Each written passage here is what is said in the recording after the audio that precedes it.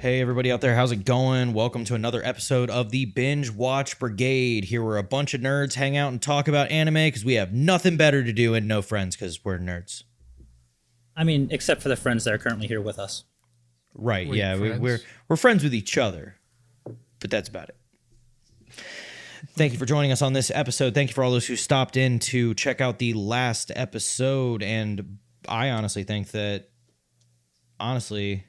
we've gotten some really cool animes that we've been touching base on, and I figured I would slow it down for this next one. It was one that I've been looking at for a while. I felt like it really fit the reason why we started this podcast of wanting to watch something that we really wouldn't watch normally. And my pick was a wonderfully adorable coming of age story called High Score Girl. Yeah, Honestly, I hate you for suggesting this one.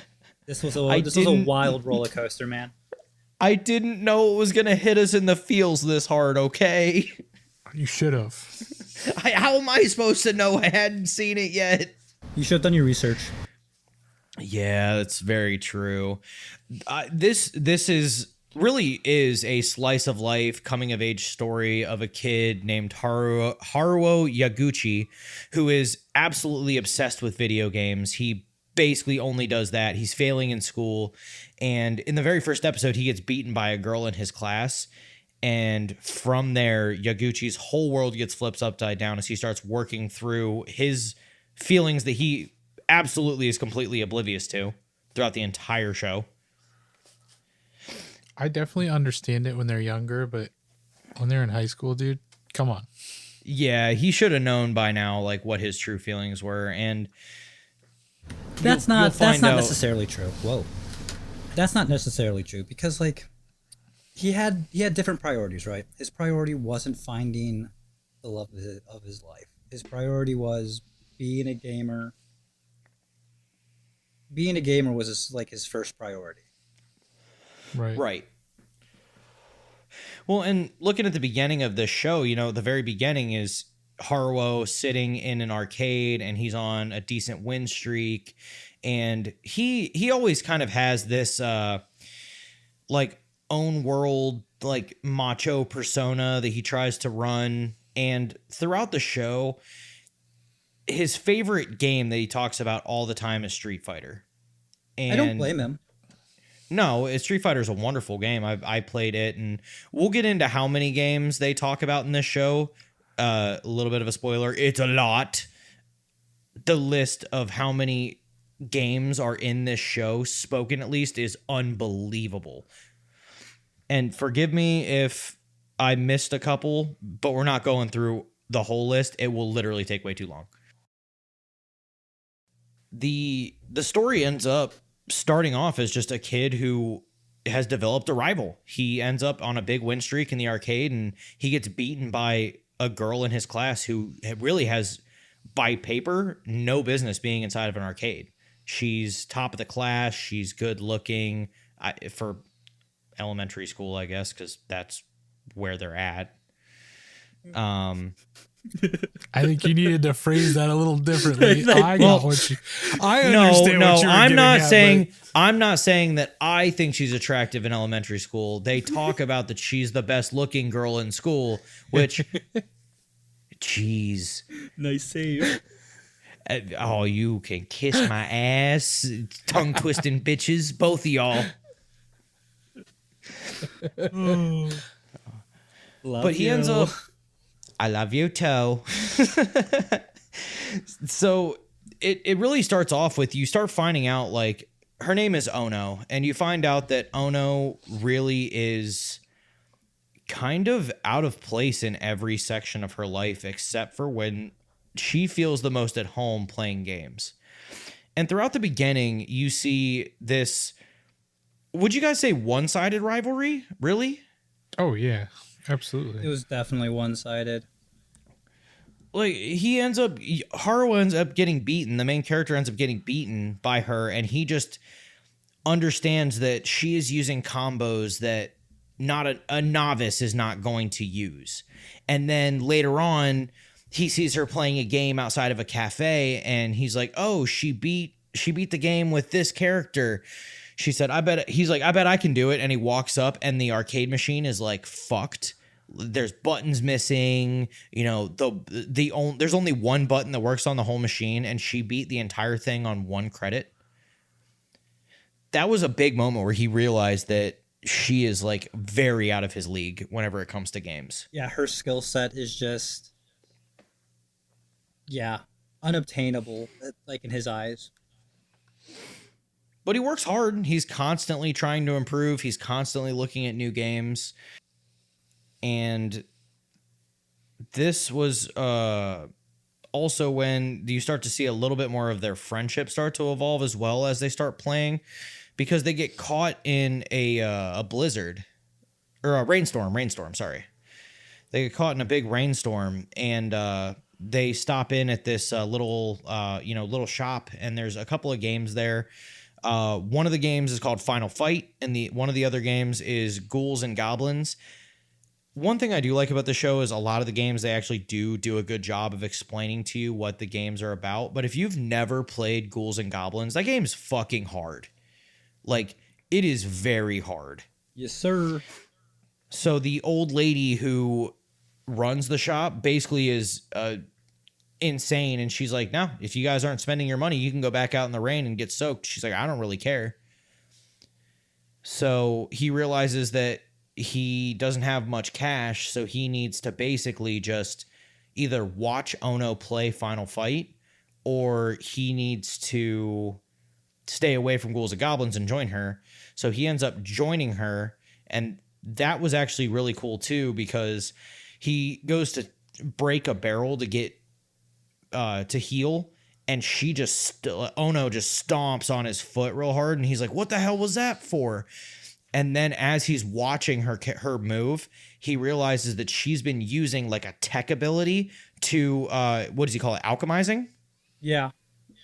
Yeah, so she's alchemizing to where she can flick the joystick back whenever she goes to break these barrels or crates or whatever, and they'll turn into like gold or money, which up your score. So she was going for a high score. He was just trying to make the game last long and beat it. And it actually goes into a deeper mindset too, because he realizes after the fact, while he was watching her play, she took 2 of her own lives in the game to put herself at a critical state where she couldn't lose because she didn't have any more money and she didn't want to go out in the rain. So she put herself in I have 1 life to beat this whole game and stay dry and get a high score. Like that's crazy thought process. Insane. And the fact that she's that good to do it as well, you know what I mean? Yeah, that's a different skill set. Yeah, like how did she figure this stuff out on her own? Well, you would have to. It was way before the internet. Well, not before the internet, but you know. I mean, it was part of the beginning of the story takes place in 92. Yeah. You would have to think she would have to do at least a little bit of research, but that all those types of things are forbidden in her house. Comes from a rich, True. predominant family who have unbelievable standards. Like, it's just one of those, like, she had to have done the research in the field. And she doesn't talk. I have not heard her say, she does not say one word in the entire first season. Right. I think, the way Haruha talks about it, I think she's actually talking. She's just talking so low that we don't hear it, but he does. He brings it up at the end of the first season that she doesn't say anything, but her face speaks volumes. So like he can decipher what she's thinking by looking at her face. He can't do it in the beginning, but he starts to be able to. Right. Normally I would ask you guys what your thoughts were on the first 3 episodes, but I guess I should ask you, how'd you feel after the end of episode 3? Heartbroken. The feels, man. The feels. You rat bastard. Yeah, this was that was the end of the 3rd episode really is a point where I don't know who to feel more sorry for. More sorry for Ono or more sorry for Yaguchi.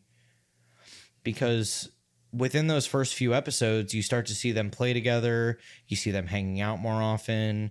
She starts finding excuses to come over to his house, because she keeps hearing him talk about his home consoles. And again, her house is so strict, she can't have any of those types of things. So she delivers his homework just to be able to sit and play video games while he's sick. Which his mom is a perv. Let's get that out there. Let's just talk about that for a second. It's kind of a stereotypical mom in anime, though. Like, at least of the anime that I've watched, the mom is always like pushing the parent or pushing the kid to date whichever girl happens to be in their house. Which gets way more confusing later on in the show. Oh, dude. Right. I'm just gonna state this from the very beginning. I'm Team Ono, and I'm definitely Team Ono. Who disagrees? I am totally Team Ono. Is John Team Hidaka? Jay-Z's just like, looks like Aaron and I are fighting. Look, Hidaka is very determined. You know, she's a strong-willed woman who knows what she wants. Yeah, and she devoted so much time to crafting her game. She did. To even come close. Yeah, for him. She gave up so much for him. That's fair.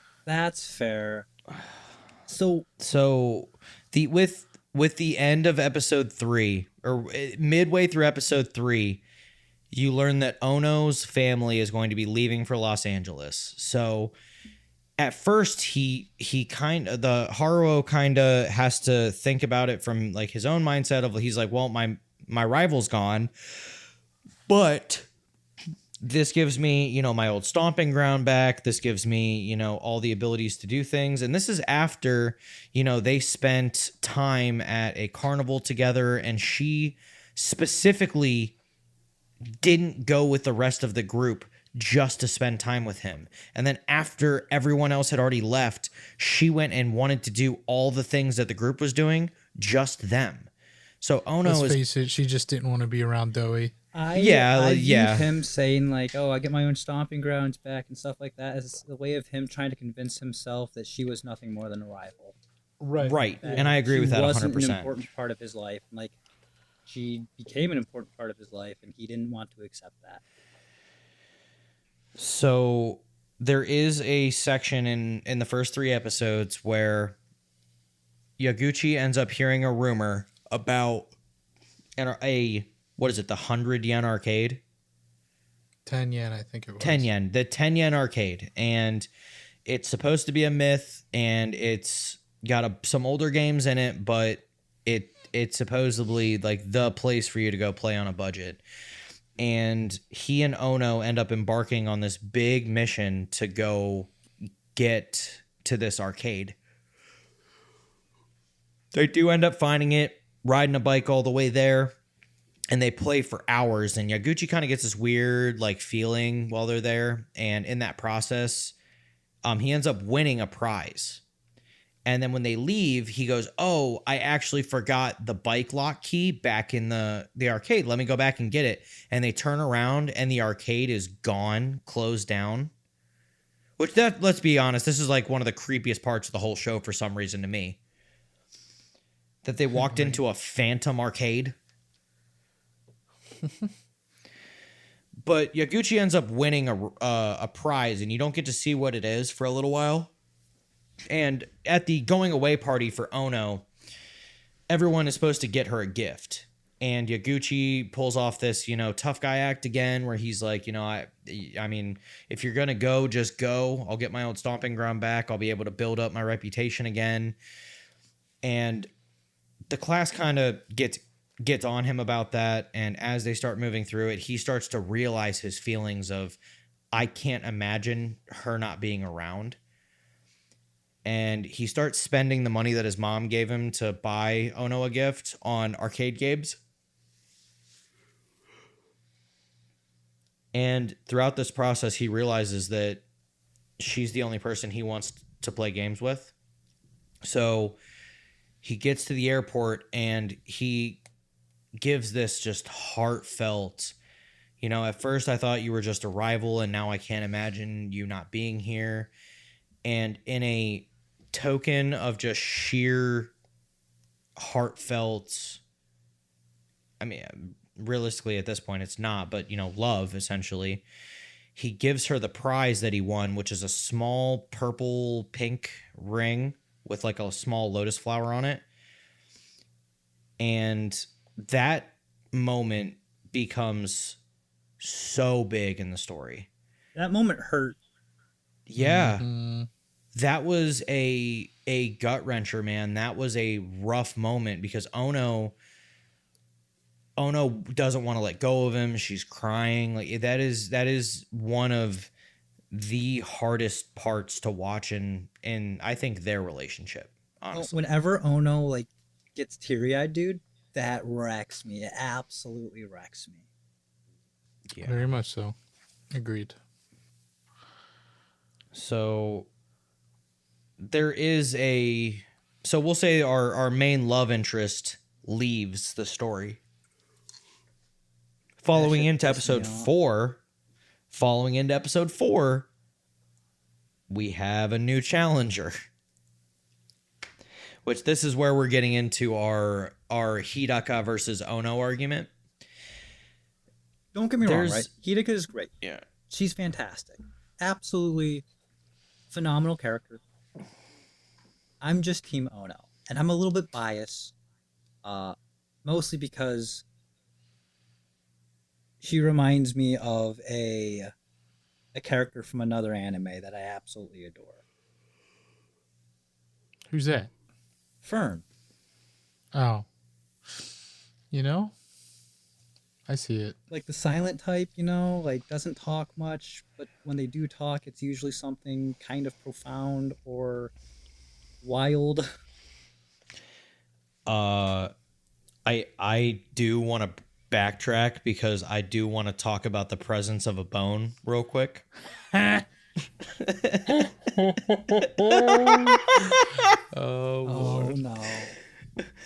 no. I hate so Jack thought we were gonna wild. get past it.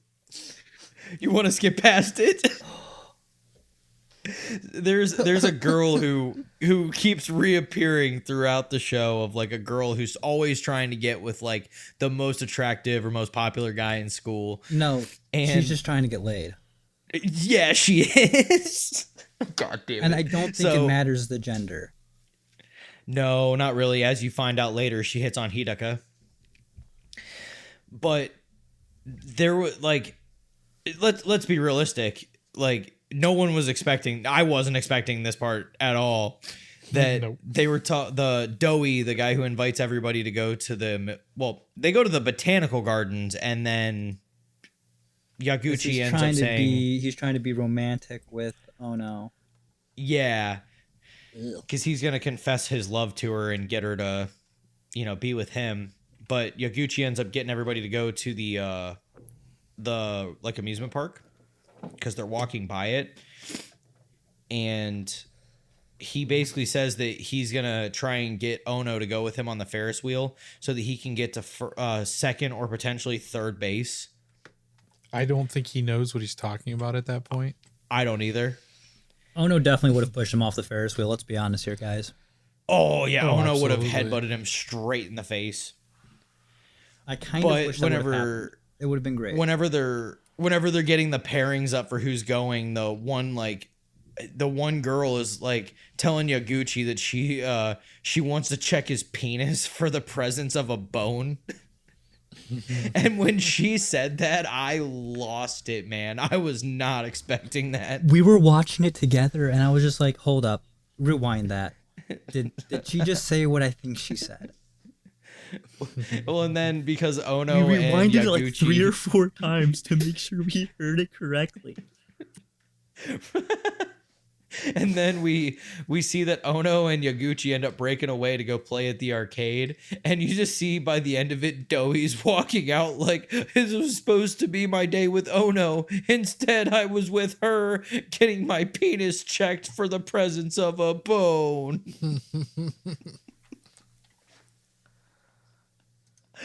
Oh, adolescent fooling around. Lord almighty. That's one way of putting it. Yeah. Oh, so but it is kind of funny going from like that crazy comedy like thing happening to just an episode later you have Ono leaving and a huge tearjerker moment. And then you go into the next episode, which is episode 5, and there's a new girl who is piquing.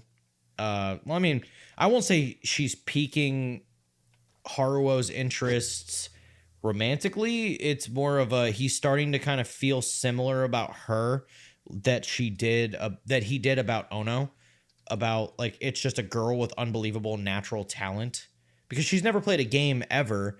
And he takes her to the arcade, and she ends up, one, instinctively picking Zangief, who is Ono's character in Street Fighter, and managed to do the, like, twisting pile driver combo that's, like, really hard without even knowing what she's doing. So she kind of reignites that, like, competitive feeling and, starting to see her as like I don't think he fully realizes that at the time that she could potentially be like an Ono. I don't want to say replacement, but like a stand-in. Don't you dare say replacement. That's why I said I'm not saying replacement. I'm Team Ono. I'm absolutely Team Ono.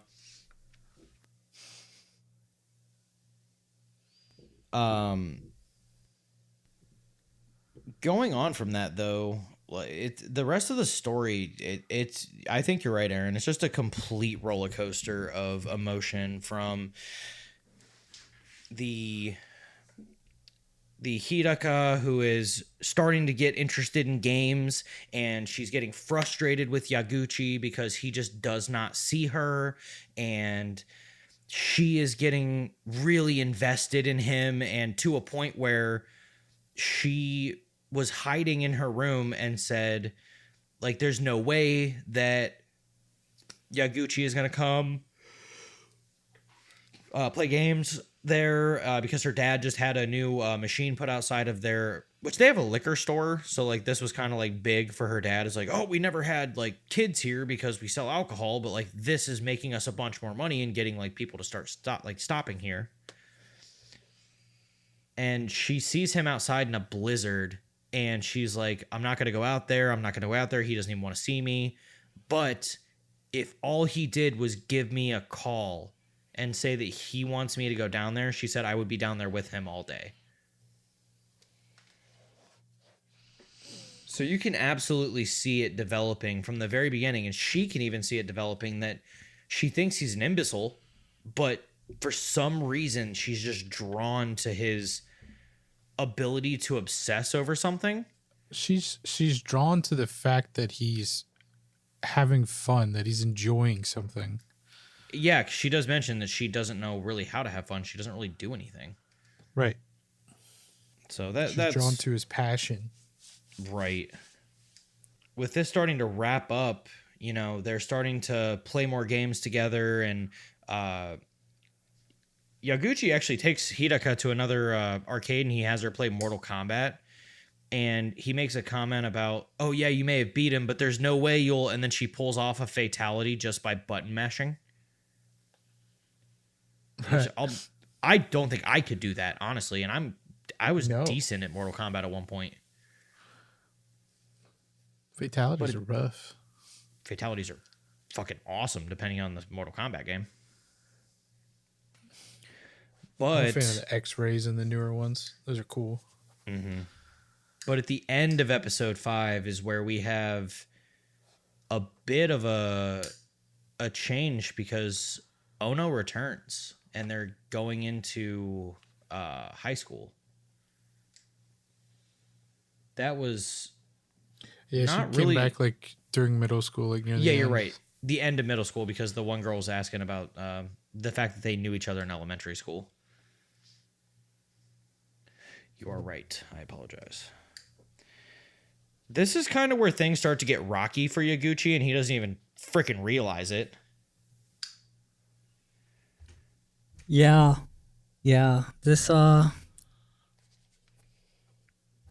part gets kind of kind of wild, honestly.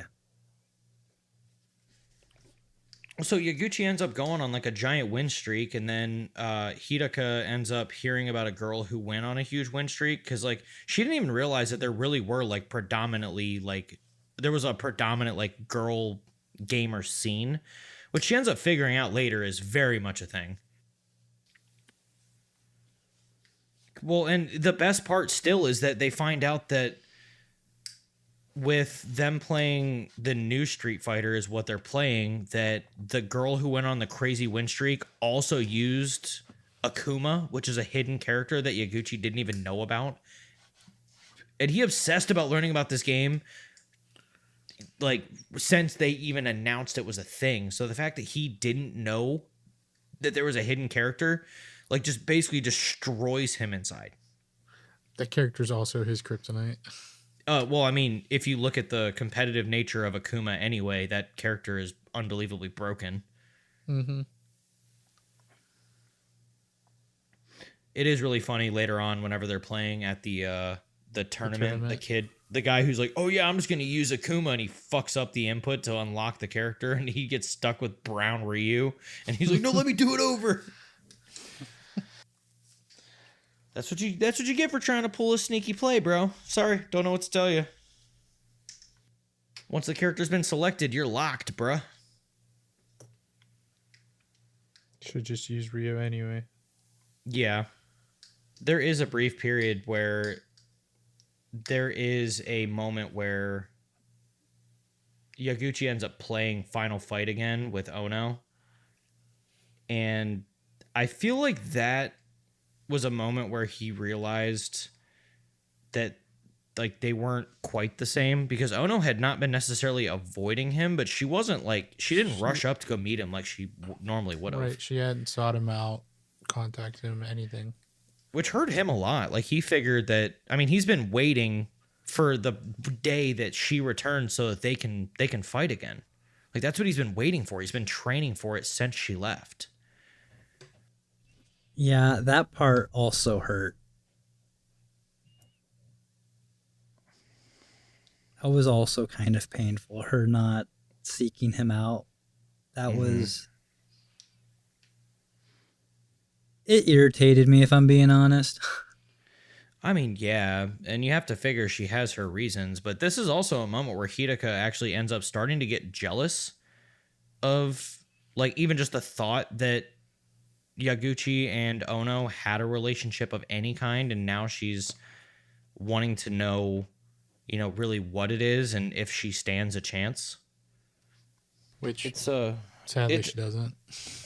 Right, which they also, like, Hidaka, whenever they're looking at their new classes, Hidaka ends up specifically going to make sure that her and Yaguchi were in the same class, and they were.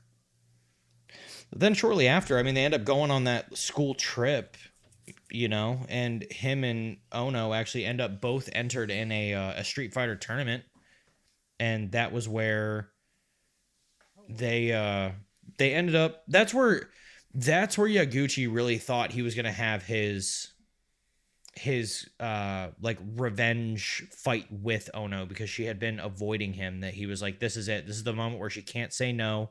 This is the moment where I'm going to come back and I'm going to win.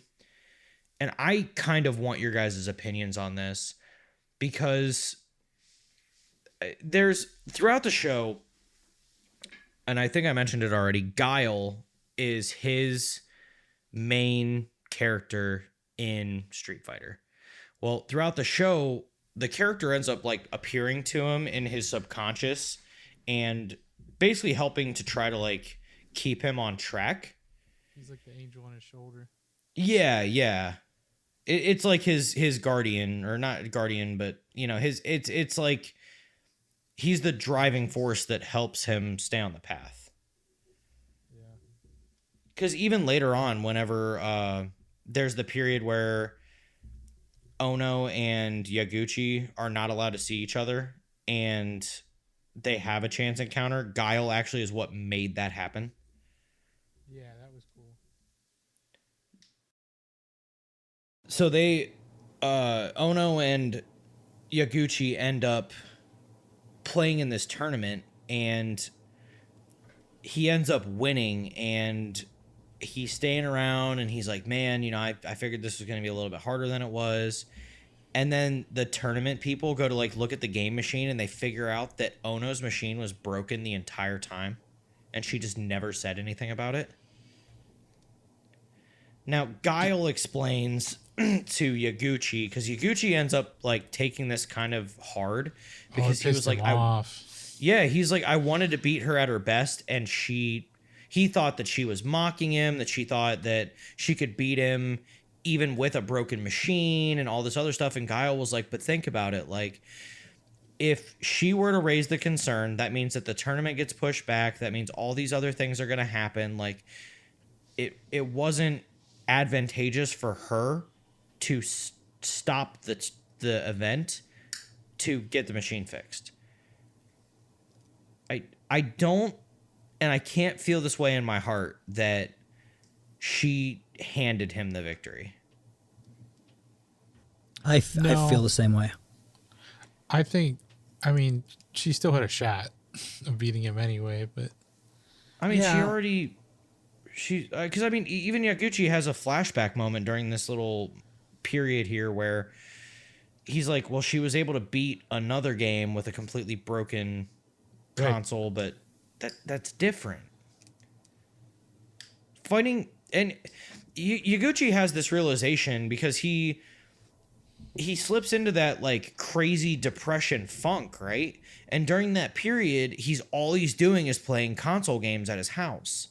And then he goes back to the arcade and he just starts getting whomped on. And it makes him remember, like, oh my gosh, like, NPCs do not have the skill level of a real person. So they do not. I can't imagine that it really was anything other than what Guile had suggested. God knows what he's talking about. Because look at Ono's competitive streak. Like, in every game they've ever played together, she has never taken it easy on him, ever. No. I do like, though, that they end up, after that tournament, they end up walking back, and they both are wearing the matching shirts from the tournament. And Meow was like, oh, why are you guys wearing the same shirt? I mean, the dude's been catching on, and he's been asking questions. Haruo, his best friend is Meow. And he has really been able to pick out that, I mean, from the outside, it would look like Haruo is a freaking player. He's like, you know, working on these two girls. But in really what it is that he's just oblivious that two women are actually like fighting for his attention. Because he actually wants to confess to Ono whenever she moves back that he has an attraction to her, but he doesn't know her. So he wants Yaguchi to tell him, you know, what's she into? What does she do? So then he realizes that Yaguchi actually has feelings for her. And then watching the interaction, especially on the class trip, where he calls out Hidaka and says, so how long have you liked him? You know, and he realizes that he can't confess to either Hidaka or Ono that he has feelings for either one. Because he could, but he's top G. Yeah, he's bro. He lives by the code, you want man. in your corner, man. So, hot take. I don't think he actually has feelings for Ono. I think he said that to get Yaguchi to realize that he has feelings for Ono. That one probably.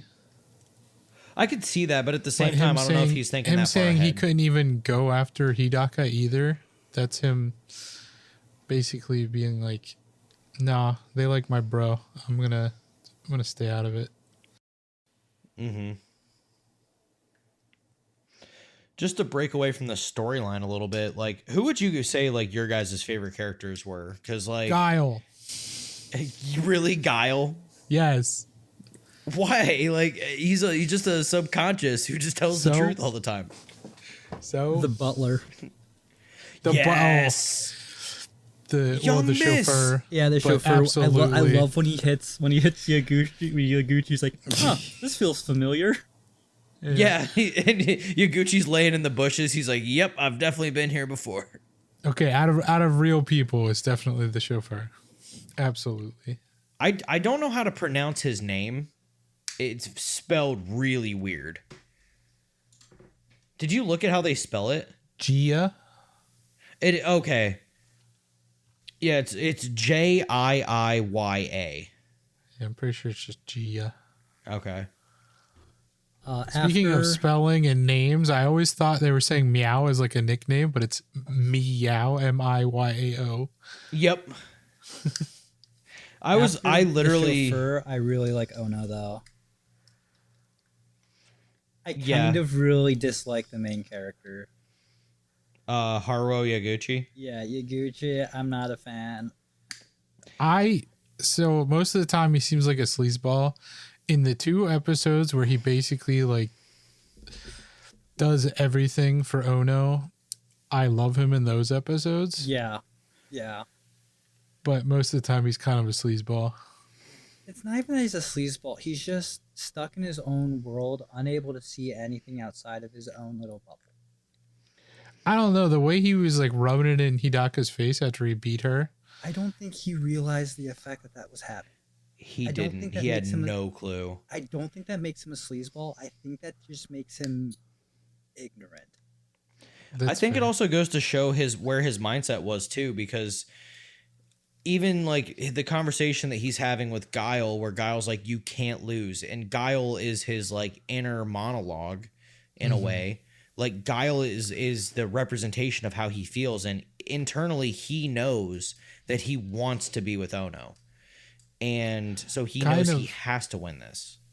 Honestly, though, I think the main reason he wins is because there's not a ton on the line for him. You know what I mean? Like, if he loses, he has to go out with this girl. Oh, no. But if he wins, then whatever, you know? So, like, he's just playing free. Whereas she was like, I have to win. And that's kind of why she lost. Well, because she even admits in this challenge where Hidaka gives him this, if I win our next grudge match, because this is after he's gone through his like crazy depression state and he's been losing all the time, and she's been kicking his ass at everything that they play, that he says he wants like a revenge match, and she keeps putting it off and saying no, and she finally agrees under the terms of, if you win, because she tells him that she does love him, that for her, she wants, if they're gonna play a game again, then if she wins, he has to go out with her, and if he wins, she will let everything go and she'll step back. I mean, Those I are crazy can't- stakes if you actually think about it. yeah, and Yaguchi realizes it too. He realizes he's in kind of a rough spot. Like I don't think he would, as much as I am Team Ono in this, I don't think truthfully that him and Hidaka would be a terrible couple. I They don't. wouldn't. Now, granted, she would want to beat his ass all the time because he does not think about her feelings at all. Well, at least there'd be a reason for it, unlike Ono, who just beats his ass all the time just because. I mean, Okay, maybe that's why I maybe that's why Ono's my favorite. Because she Well, beats the shit that's out of very Fern like. yes, sir. so Best supporting character. Agreed. yeah, year. for sure. Well, she won Crunchyroll. So, with Yaguchi going through all of his feelings throughout everything, he does, again, I said in the very beginning, he fails at his studies. He realizes that at the end of middle school, when they're going into high school, they have to take exams, and he's not going to pass. He's doing so horrible, and his grades are shit. And he decides he wants to better himself to make him worthy of Ono. Because in his He also mind, wants he to is go to not her worthy high of her. school. Yes. So he feels like he needs to be more to be able to be with her. So he needs to improve his studies. He wants to get into the best Japanese high school that he could possibly get into, which is where Ono's going to go. And then he will be more worthy of her because he will have gaming prowess, he will have the academics, and he'll have the, I don't know, charisma to be with her. He I does think- have that charisma. Well, they talk about that all the time, that for some weird reason, like, women are just attracted to him. Right. My boy Meow tutors his ass. Yeah. Yeah, Meow offers to tutor him, and Hidaka ends up offering to tutor him, and Meow's a real one. He for is real, though. the best friend a guy could have. Besties for resties. Besties for resties. Man, this, like, I'm really trying not to... I'm trying not to get the waterworks going here, boys, because we could just go into depth about, like, all the sad shit. Let's Yeah. not get the waterworks going today. Today was a rough day. Like, man, it's like I guys can't still help. I really can't help but feel bad for Hidaka in that whole situation, and especially after the fact when you find out that Ono has a sister who's older and she's in college, and it's because of her rebellious nature that Ono has such a strict life, because she has a tutor who doesn't let her do anything. She has an unbelievable curriculum. She has a bunch of extracurriculars. She has so many things that she's forced to do, which now effectively give her no time to do anything. I think, speaking of her sister, I think like my favorite part of the show, or not part of the show, but like my favorite thing a character says is she's talking about how the tutor wouldn't let her get a computer because she thought she would do pervy things, and for pervy reasons. She's like, can you imagine that? Me, pervy things? Of course I wanted it for pervy things. Right. I was like, as she was describing it, I'm like, why do I get the feeling that's what she wanted it for? And she's like, and I mean, it was, but... But this is like, this gets weird too, because, there's a period where Ono ends up running away because she's so tired of being tied down and having no options whatsoever and not being allowed to practice her only hobby that she enjoys, which is gaming. She has no ability to do that. And then she ends up running away. Everyone gets a hold of Yaguchi, and he, at a moment's notice, drops everything he's doing and manages to find her in a city where she has no money. And he ends up finding her. He ends up getting her fed. He calls his mom, and she ends up booking a hotel room for them, and they sleep there for the night. And then he goes off to his part-time job, which let's talk about that for a second. Yaguchi has been unbelievably responsible ever since. Hustle culture, baby.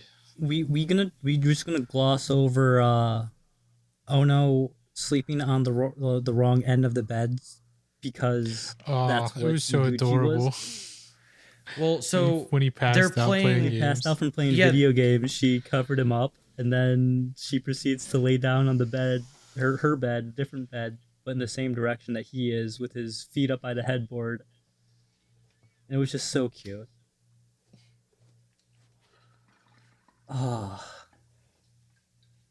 that was adorable. But this tutor that the family has appointed, essentially, which I don't like that bitch. I don't like her. I don't like her one bit. She makes me so angry because she is the devil. Agreed. because I she like ends up her at the very end yeah, we'll talk about that in a second, but after you know, she she listens to Yaguchi. She needs the chauffeur treatment, if you know what I mean. for sure. So there's Oh, there's a that there's a took me a second. moment there's a moment where her tutor ends up showing up at Yaguchi's house. And at first it's a, hey, I want to thank you for taking care of her. You know, you found her, you made sure she was okay. And then Haruo's mom steps outside because it starts raining and she wants to get all the laundry. And the tutor ends up leaning in and is basically like, that's not the only reason why I came here. I actually want to tell you that whatever relationship you have with Ono needs to stop immediately. It's not good for her. You're a distraction. What did she say? You're a burden? Yeah. It gave me jealous boyfriend vibes, if I'm being honest. Kind of, but this moment right here is one reason why I would hug his mom in an instant. Because she walks in the house and basically tells the tutor, like, hey, by the way, you don't know basically tells him without saying it, you don't know shit about raising children. If I was in the situation that Ono's in, I would have ran away too. And I think I've raised a wonderful kid who speaks from his heart, because at the moment that he found out that she was missing, he dropped everything and went looking for her. The fact that he would basically give his shirt off of his back, like, she's like, I've raised a great kid. And that's Even also, if he does get lost in his own world at times, yes, he's a good dude. At least he's playing video games, not doing drugs or something. yeah, for sure. So this little bit was kind of cool for Yaguchi and his mom too, because Yaguchi constantly feels embarrassed by his mom. And this was a moment where he flat out tells her, I'm proud to be your son. So that was another, I would say, close to tear-jerky moment. You could see the growth in Yaguchi from the very beginning to the end of the first season, and it wasn't like, it didn't happen overnight. It was a very gradual shift in his attitude, his perception of the world around him. His You could ability de- to take ownership and responsibility. His emotional intelligence from where he started to where he ended up was kind of a lot more than I thought it was going to be. I agree. So after the tutor comes in, you have a where Ono's sister actually pays a visit to Yaguchi because she realizes that her rebellious nature has caused all of Ono's problems. So she wants something that is really going to make her break out, because as of, you know, her being in high school, things are just getting worse. Her time is decreasing even more, and she doesn't leave the house at all, especially after running away. Like, she gets no freedom. High school should So- be the time where kids are able to be kids, you know? Interact, socialize, have fun. I think And high that's school what- is a really important aspect of people's lives, and they don't realize it until after the fact, and they realize that they wasted quite possibly what could be the best years of their life. Right. The chauffeur was Gia? Gia really steps up as well, because I do love the fact that from the beginning you find out he's got a pachinko addiction. But he ends up Pachinko! buying game consoles, and like he hid like a portable game console in the car for Ono to be able to play, because he realized that that was her only time that she would have where she wasn't with the tutor or with a teacher. Or when the So- show, or when Gia asked the tutor to get an in-home console for Ono. Mm-hmm. Well, and then the tutor ends up finding the game console in the car and says that if he like oversteps again, then not only is his chauffeur, like driver status going to be removed, which it just was, that he was like, she was like, I'm just going to fire you. She's like, I have the ability to fire you. So she goes on this weird power trip, and Gia takes Ono to Yaguchi's house and says that, look, I don't have much time left to basically determine where she can go. But I thought that if she had one more day where she could choose what she wanted, she would want to spend it with you. So he gives her that final bit of freedom that she might be able to have. Yeah, that was. I really hated the tutor. I really hate the tutor. Right? Well, because, you know, her sister ends up getting Yaguchi to make an RPG game for her through RPG Maker, which is one of the games that they bring up in the show. And he spends over a month making this game, like with her sister's help, to get like the layout, kind of like a layout of the mansion that they live in and everything else. And I do find it really funny when the sister finds out that she's the first boss. She's like, what the hell? I helped him make the game and I'm the first boss? Well, this is the moment that really made me hate the tutor. Whenever she found Yaguchi's Nintendo and threw it away, like, that was the moment where I'm like, all right, you can fuck right off. Like, I already didn't like you, and you pulled this shit. First off, it wasn't even hers. It was someone else's. Like, you're a piece of shit. Well, she didn't know that. And then I mean, she she tried didn't to care. make up for it after she found out. Yeah, but she also didn't care. Like, she gave no remorse to the idea until after Ono's sister and Gia both are like, look, you're destroying her. Like, if I was her, I wouldn't respect you at all. But going and talking back on it, we brought up that before Ono left, that Yaguchi gave her a ring, and she has kept this ring. You've seen it in a couple of scenes throughout the show, that she has kept that ring on a necklace that she wears every day.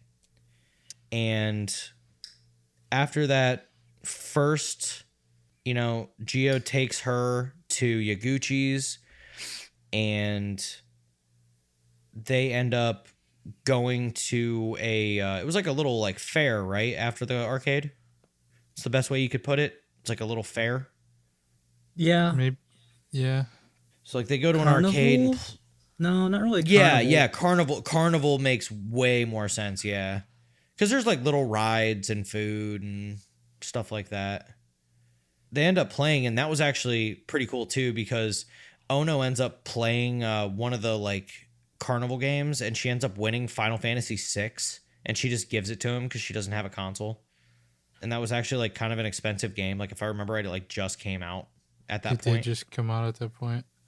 So like he says it's the most expensive thing he's ever seen anyone get from a crane game or whatever it was. Mm-hmm. Because Yaguchi isn't allowed to spend time with Ono still because of everything that's happened, he goes with his mom to this. It's called the AOU convention, which I love that his mom keeps calling it the AOU convention. Mm-hmm. And this is that moment where I was talking about that Guile basically stops Yaguchi from crossing the street. He was like, no, you need to stay and wait. And the crosswalk turns red, so they can't walk. And his mom gets upset and is like, oh, we just missed the light. We're going to be late. And Ono pops around the corner to give them back the umbrella that his mom let the tutor borrow whenever she stopped by to tell Yaguchi that he was a burden. And his mom looks at him and says, you know, this is kind of a sign that you're supposed to go to this with her. And the tutor had given Ono the day off. So they end up going to this AOU convention. And they Yaguchi had already paid the extra money so that they're able to play. It's like E3 in the US. Is that just in the US? Do other countries see E3? I actually don't know that. I don't. Does it move? I can't remember. I don't know. Anybody in the comments, will you please let us know if we're stupid and E3 is actually either worldwide or if it moves? Ignore the first It's part. We it are takes stupid. it takes place in Los Angeles. Well, that's what I'm saying. I know it It takes is place there. But from what I'm seeing, it's only LA. Well, there's like, was it Fan Expo in Toronto? Yeah, there's all different kind of expos. different It's ones. just E3 is specifically US. okay. So he ends up going and they play all these new games and they end up this is actually the first time whenever they play a game together that Haruo and Ono actually liked the same character I because can't remember what game normally that was. That I wasn't have Soul Edge, was it? I think it was the one they played after. it was Soul Edge. Yeah, it was Soul Edge, which let's be Oh, it was Soul realistic. Edge? He plays Valdo. That's Soul Calibur, bro. That's exactly what game that No, is. Soul Edge is the first game in Soul Calibur, I know, that's what I'm saying which though. got It's me like excited because Soul Calibur is my favorite fighting series. I fighting can't game series. man. Mine is still like the I will Ono say the would one be a nightmare player, which is what I am. oh, you were a nightmare character, you bastard. Yes, sir. I was a Valdo player and I also played Siegfried, Nightmare, and Oh yeah, Siegfried and Nightmare, but yeah. dude, my buddy Proctor would play Keelik and Maxi. Dude, fuck Maxi players, bro. Them damn nunchucks. I agree. Damn. Anyway. But normally Ono plays like the big, like tanky, like bigger characters, you know, Zangief and some other characters that she plays in other games. But they actually choose like one character. They both actually choose a character that is the same for the first time. And at the end, they're walking out and they say, man, like, look at all these prizes and stuff they were just giving away. We could do the crane game as many times as we wanted. This was so much fun. And Ono on the train ride back is pulling out all of her little trinkets. And he's like, oh, yeah, like, they're all, like, what does he say? They're all lame. And then it makes her mad. And he's like, all right, well, what's your favorite prize? And she holds up the ring that he gave her. Like, Oh, that was so adorable, man. Absolutely. I all the way, think man. I think that scene right there really cemented for Yaguchi as well that she does feel the same way he does. Well, Yes, kind of. sir. No, she does. She does. No, I'm talking from She did Yaguchi's side. first. Yeah. They both definitely. Yuguchi definitely likes Ono. Oh yeah, 100%. I mean, he wouldn't have tried so hard against Hidaka if he didn't.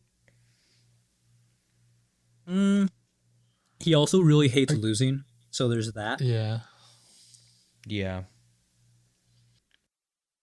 I don't know if Ono really had much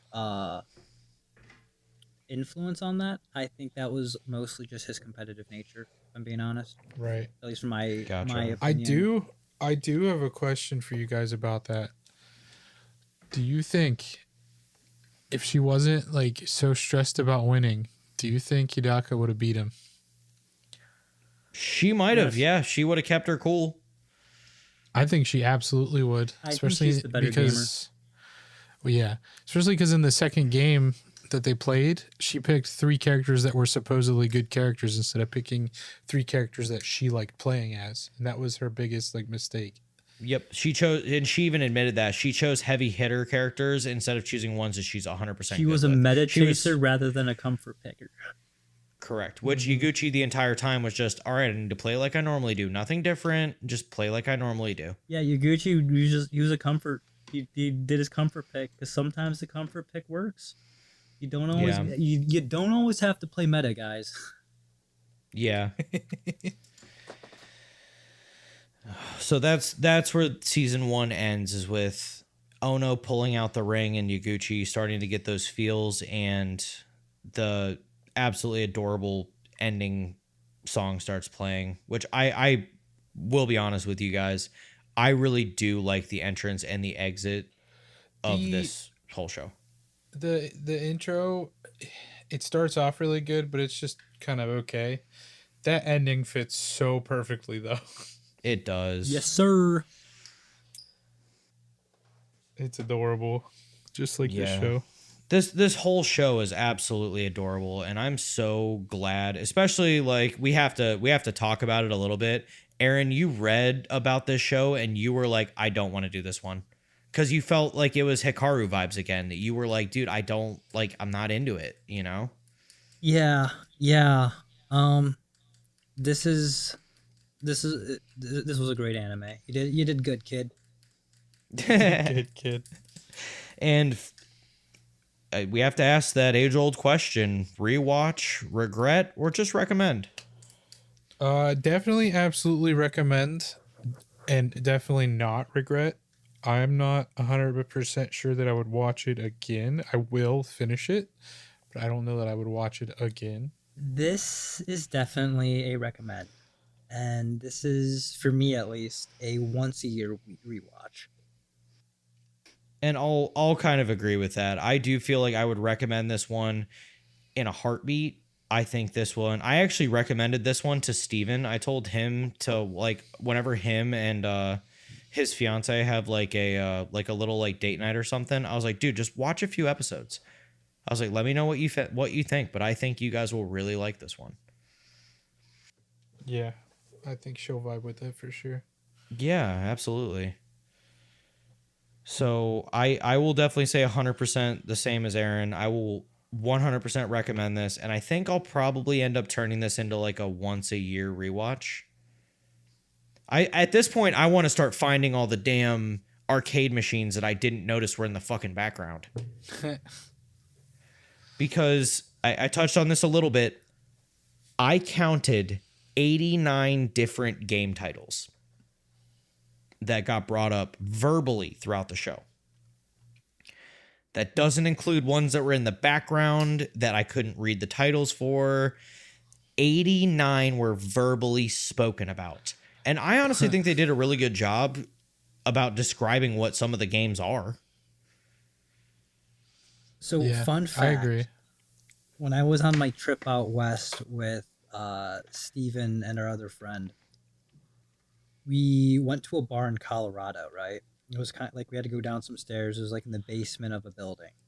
Kind of a little sketchy, but we walk in and on every single wall, from wall to wall, were retro arcade games. Ooh. They had retro arcade games, the retro air hockey, foosball. It was just kind of a blast from the past. There's That's something nostalgic about it because I mean it's like seeing a payphone, you know, like Yeah. it's for us it's something special, Or a you know. rotary phone. Oh, did I just Lord, date myself? oh, dude, rotary phones. You're the Damn. youngest one here, my friend. You just I dated know. us all. I dated us all. Wait, no, I didn't. You bastard. Oh. Just because I'm curious, like, did you guys actually look through? John, I figure you had more time, truthfully, but did you guys look through the list at all of the games that got listed? Yeah, before this show, I've heard of maybe like 12, maybe a little more, but it's around there. I'm looking through it now. Very few of the arcade games that I hear of. So it's listed. What I have it listed as is incorrect, and anybody out there who watches it can correct me, whatever the case may be. In the first season, I have 11 different consoles, and I included the arcade machines. So we'll say 10 without the arcades, 11 with 89 game titles. Like, it's unbelievable. All many. the Street Fighters obviously are in my list that I've heard of and played and stuff. Is there, like, would you say a big game throughout the list or throughout the show that you would say, like, you were either, like, really good at or one that you were, like, really passionate about? Or because mine would be Tekken, honestly. The Tekken would be absolute my big best one. game on this list that they literally just mention it. Nobody played it or anything. The best game on this list is Chrono Trigger.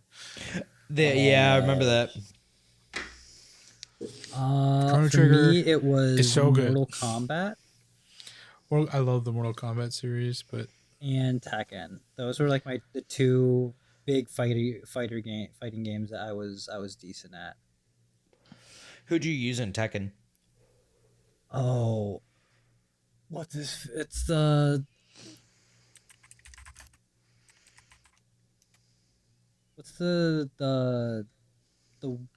white tiger.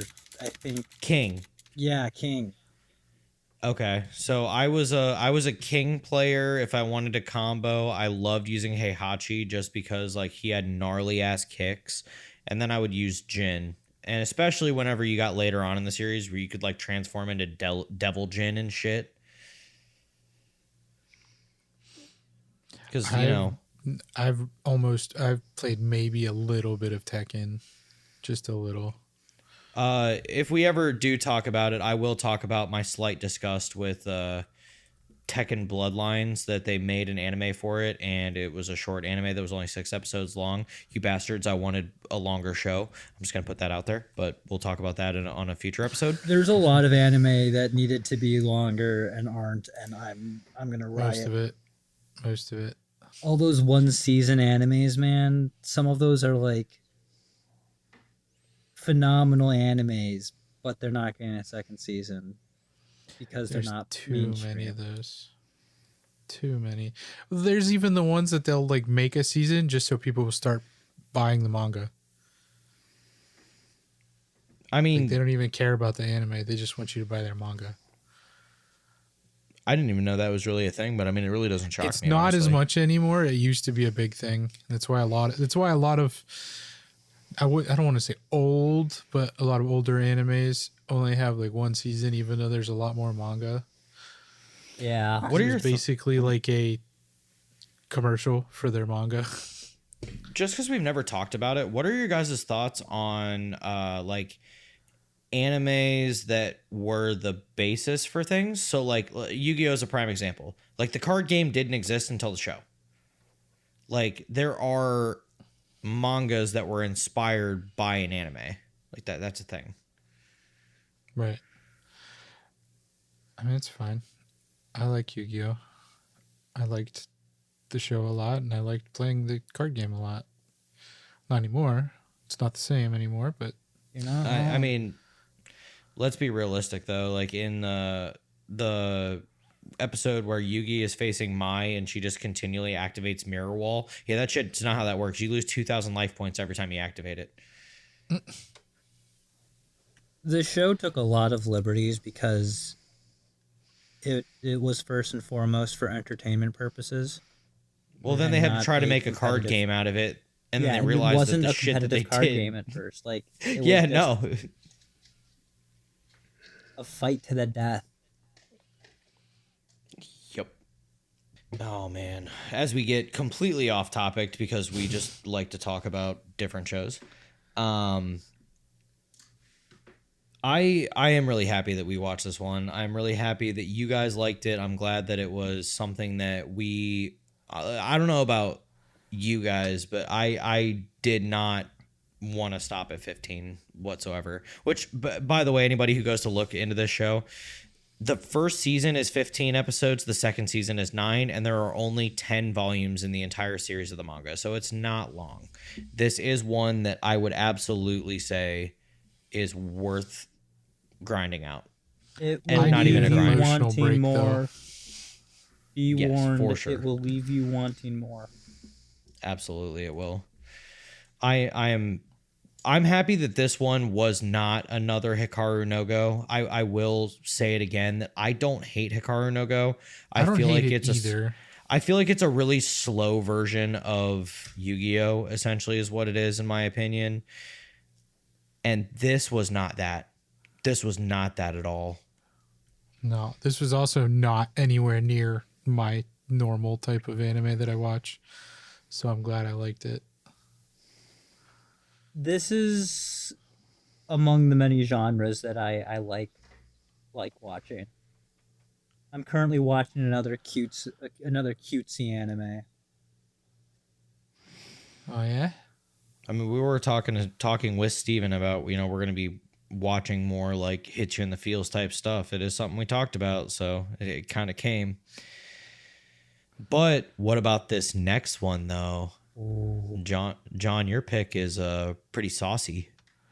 Pretty saucy. You guys ready to go back to Rabbituza, bro? I'm really ready to go to the cat place. I'm so ready. What are they? I've been kind of waiting on this one. I'm kind of glad that we waited a little bit to touch back on this one, but I am so happy We to kind of return. had to. It was still kind of coming out. Yeah, but I'm almost glad that like we couldn't jump right into it because we jumped into solo leveling, we jumped into High Score Girl, and now we get to run back to Rabbituza. For those who haven't seen the anime or read the manga, or listened to our last episode, Shangri-La Frontier Season 2 will be the next episode that we have hit the shelves, and I'm in very much anticipation. The first season absolutely blew me away, and I'm really hoping that we can get Steven back on this next episode. I'm sure we can. If we don't, I'm driving to his house and beating his ass. I had to beat him to death with his own shoes. I had to bait him masterfully, if you know what I mean.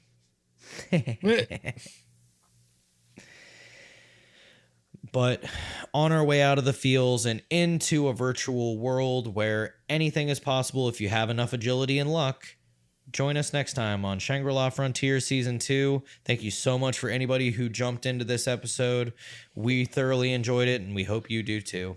Thank you guys so much. Have a good night from the Binge Watch Brigade. Love you. Bye.